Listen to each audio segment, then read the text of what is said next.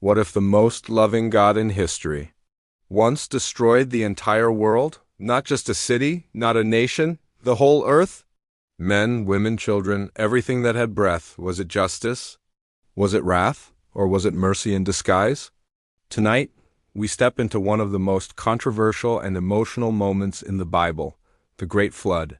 And before this story ends, you may never look at the rainbow the same way again. Genesis tells us something terrifying.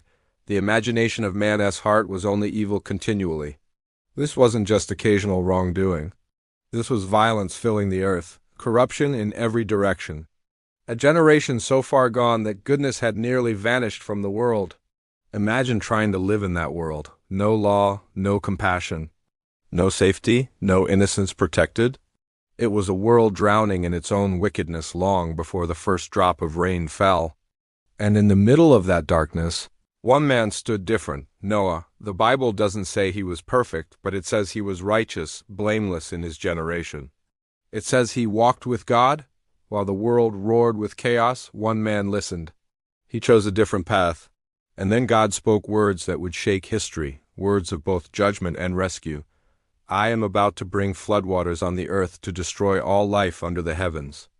But I will establish my covenant with you, and you will enter the ark, you and your sons and your wife and your sons' wives with you. For years, Noah built something that had never existed before, a massive ark. The sheer scale is staggering. Based on the biblical dimensions, it was likely about 450 feet long, 75 feet wide, and 45 feet high. Think of a modern-day aircraft carrier, but made of wood. Scholars estimate it would have taken decades to build, possibly 50 to 75 years. Imagine the mockery, imagine the daily ridicule. Noah's building a boat, in the desert, for rain that has never come. Every single day. For decades, he faced skepticism and laughter, yet he continued to build. His obedience was not a single act, but a lifetime of faithfulness in the face of a faithless world. His work was a silent sermon, a warning that went unheeded. But then something changed. The taunts and jeers likely fell silent when the animals began to arrive. Not in a stampede, but in an orderly procession. 2 by 2, as the story goes, of every kind of animal. And then 7 pairs of the clean animals, those designated for sacrifice. The animal kingdom responded to a call that humanity had ignored. Noah, his wife, his 3 sons, and their wives entered the ark, the sole family chosen to carry the future of mankind. And then the verse says something chilling: the Lord shut him in. Think about that. God himself closed the door. It was an act of protection, sealing Noah and his family inside, safe from the coming storm. But it was also an act of finality. Once that door was shut, no one else could enter. For 7 days they waited inside the ark, 7 days of silence. 7 days for the world outside to wonder. 7 days before the judgment began, and then the sky broke open. Rain fell for 40 days and 40 nights, but that wasn't all.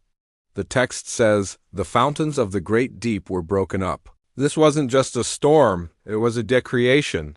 Water didn't just fall from above, it erupted from below. The entire planet was coming undone. Mountains disappeared beneath the waves. Cities vanished without a trace. The highest hills were covered by more than 20 feet of water. Everything on dry land that had the breath of life in its nostrils perished. This is the part many people avoid. It's uncomfortable. It's heavy. It's a moment of profound loss and destruction. But we have to ask the deeper question. If evil is allowed to consume everything, to corrupt every corner of creation, what is mercy supposed to look like? Is it merciful to allow unending violence and suffering to continue unchecked? Sometimes judgment is not cruelty. Sometimes it is the last, desperate act of protection for the future. It's a cosmic reset, a painful surgery to save the patient from a terminal disease. And through it all, the ark rose. While the world sank into chaos and water, the ark, the vessel of hope, was lifted higher and higher. It floated on the very waters that brought destruction. Inside, a tiny remnant of humanity and the animal kingdom was preserved, safe in the middle of the storm. Then, after 150 days of the waters prevailing, came the silence. The rain had stopped. The fountains of the deep were closed. The waters began to decrease. And the ark came to rest on the mountains of Ararat. Imagine being Noah, opening that small window for the first time. The entire world he once knew was gone. A vast, silent ocean was all that remained. He sends out a raven, a scavenger bird that could survive. It flew back and forth until the waters had dried up. Then he sends out a dove, a bird that needs dry land to rest. The first time, the dove returns, finding nowhere to land. The world was still submerged. 7 days later, he sends it out again. This time, it returns in the evening, and in its beak is a freshly plucked olive leaf, a small leaf. A simple green thing, but it meant everything. Life was returning. Hope was breaking through the silence. Land was emerging. A new beginning was possible. Finally, when Noah and his family stepped out onto dry ground, he did something remarkable. His very first act wasn't to build a house or plant a field. He built an altar. After survival, after trauma, after witnessing unimaginable destruction, his first instinct was to worship. He offered thanks to the God who had saved him. It's a powerful testament to his faith. In the face of a wiped clean world, his heart turned to gratitude. And in response to this act of worship, God made a covenant, a solemn promise. Never again would he destroy all life on the earth by a flood. And he placed a sign in the sky to seal that promise. A rainbow. From that day forward, the rainbow would be more than just a beautiful phenomenon of light in water. It would be a divine reminder. A reminder of both the severity of judgment and the depth of mercy. A reminder that wrath is not God's final word, promise is. But here's the question no one asks. What if the ark wasn't just about survival? What if it was a picture, a symbol pointing to something greater? Think about it, there was only one ark. One door to get in, one way to be saved from the coming judgment. And that one door was provided by God, and it was closed by God himself. The story of the flood is not just about destruction. It's ultimately about rescue. It's about the staggering fact that even in the face of universal judgment, God made a way out for those who would listen. He provided a means of salvation. And maybe the real question for us today is not, why did God send the flood?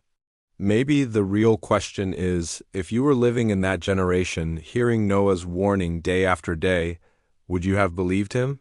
Would you have stepped through the door? If this story moved you, if it challenged you, if it made you think, make sure you subscribe for the next episode in our Bible series. Because the story of God's covenant with humanity doesn't end here, it's only just beginning. Thanks for watching.